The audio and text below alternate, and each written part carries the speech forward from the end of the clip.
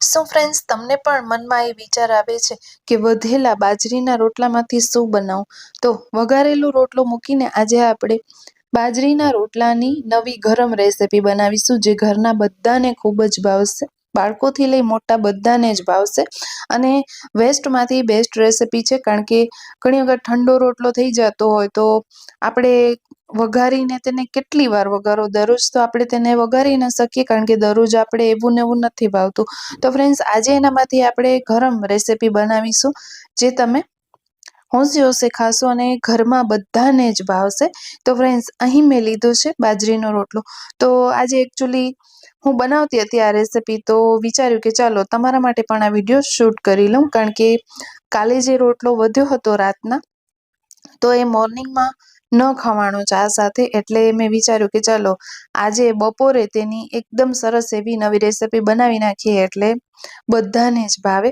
અને ખરેખર ફ્રેન્ડ્સ, આ એકદમ ટેસ્ટી એવી રેસીપી મળે છે અને હોટેલમાં તો આ રેસીપી એટલી મોંઘી મળે છે ને કે વાત જ મૂકી દો. તો ફ્રેન્ડ્સ, અહીં આપણે રોટલાનો ભૂકો કરી લેવાનો છે. ઠંડો રોટલો હોય ને તો તેનો આપણે ભૂકો કરી લેવાનો, અને જો હાથથી ન કરવો હોય તો તમે મિક્સરના જારમાં પીસી પણ શકો છો.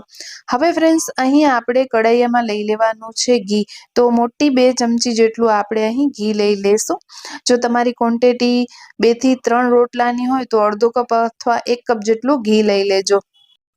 હવે ફ્રેન્ડ્સ, ઘી મેલ્ટ થાય ને એટલે આપણે અહીં ગોળ ઉમેરવાનું છે. તો અહીં મેં ગોળને ઝીણું ઝીણું સમારી લીધું છે. તો ઝીણું ઝીણું સમારવાથી આ જે રેસીપી છે એ ઝટપટ બની જશે અને ગોળ જે છે એ ઘી સાથે જલ્દીથી જ મેલ્ટ થઈ જશે. અહીં આપણે ગેસની ફ્લેમ થોડી ધીમી કરી મૂકી છે. હવે ફ્રેન્ડ્સ, આપણે જે રોટલાને હાથથી મસળીને રાખ્યો તો તે રોટલો આપણે અહીં ઉમેરી દેશું. જો મસળેલો ન હોય તો મિક્સીના જારમાં પીસેલો રોટલો અહીં ઉમેરી દેવાનો. હવે આ બધું જ આપણે મિક્સ કરવાનું છે. ગેસની ફ્લેમ મેં એકદમ ધીમી કરી મૂકી છે. હવે ક્યારે બંધ કરીશ એ પણ હું તમને આ વિડીયોમાં જ જણાવીશ.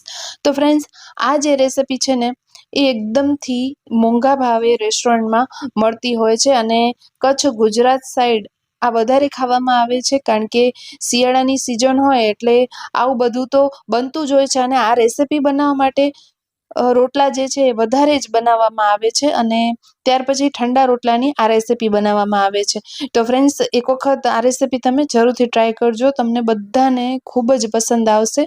અને ગોળ ઘીનું જે મિશ્રણ છે આ રોટલામાં, તેનો જે ટેસ્ટ છે એકદમ ટેસ્ટી એવો આવે છે કે તમે એક વખત આ રેસીપી ખાઈ લેશો ને ફ્રેન્ડ્સ, એટલે તમને વાર્યા ઘડી આ રેસીપી બનાવવાનું મન થશે. તો ફ્રેન્ડ્સ, અહીં આપણે ગેસની ફ્લેમને બંધ કરી દઈશું, કારણ કે રોટલો ઠંડો હતો ને એટલે આપણે 1 થી 2 મિનિટ માટે ગેસને ચાલુ રાખ્યો હતો, જેથી આ જે રોટલો છે ને એકદમ સરસ એવો ગરમ થઈ જાય. પરિણામે ઠંડીમાં આ ગરમ રોટલો, ઘી ગોળવાળો ગરમ રોટલો ખાવાની ખૂબ જ મજા પડે. અને ફ્રેન્ડ્સ, આના તમે ચૂરમા લાડુ પણ બનાવી શકો છો. જેવી રીતના કે આપણે ઘઉંની રોટલીના, વધેલી રોટલીના ચૂરમા લાડુ બનાવતા હોઈએ, તો સેમ આને પણ આપણે બાજરીના ચૂરમા લાડુ બનાવી શકીએ.